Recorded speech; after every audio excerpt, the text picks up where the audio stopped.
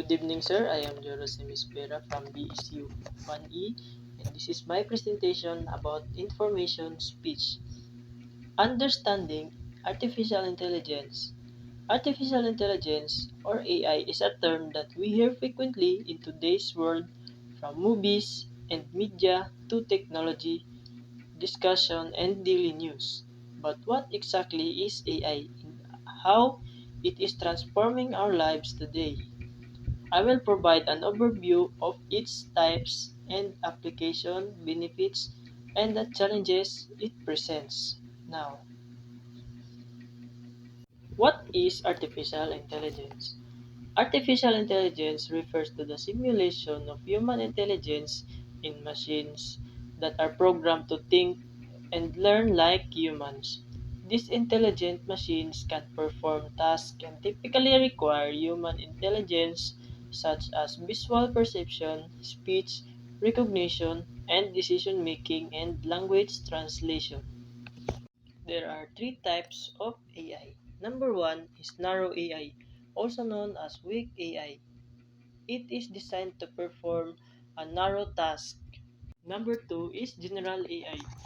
It is the it is the strongest AI. It possesses the ability to perform any intellectual task that a human can do. This type is still theoretically not achieved yet. Number three, super intelligent AI. An AI that surpasses a human intelligence and capability in every aspect. This is a hypothetical concept that remains a topic of speculation and debate. What are the benefits of AI?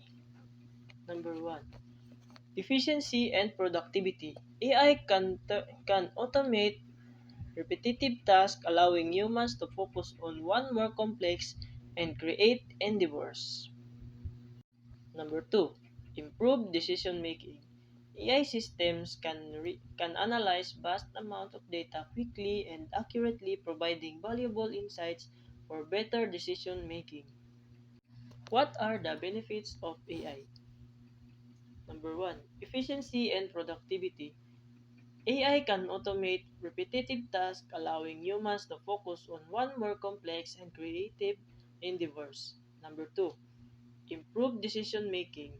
AI system can analyze vast amount of data quickly and accurately, providing valuable insights for better decision making. Number three, enhance user experience. AI can personalize users' experiences in various applications from online shopping to entertainment. Challenges and ethical consideration.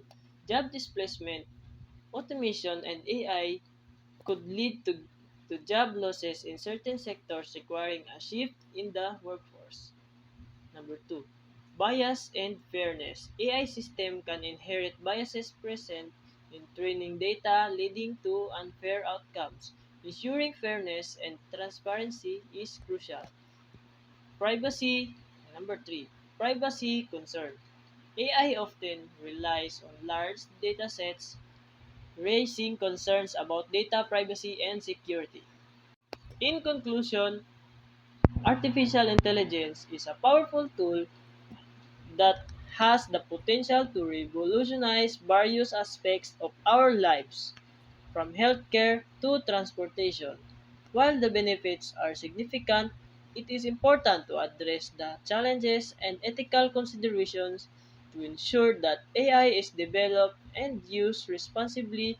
By understanding AI and its implication, we can harness its power for the greater good and navigate the future with informed perspectives.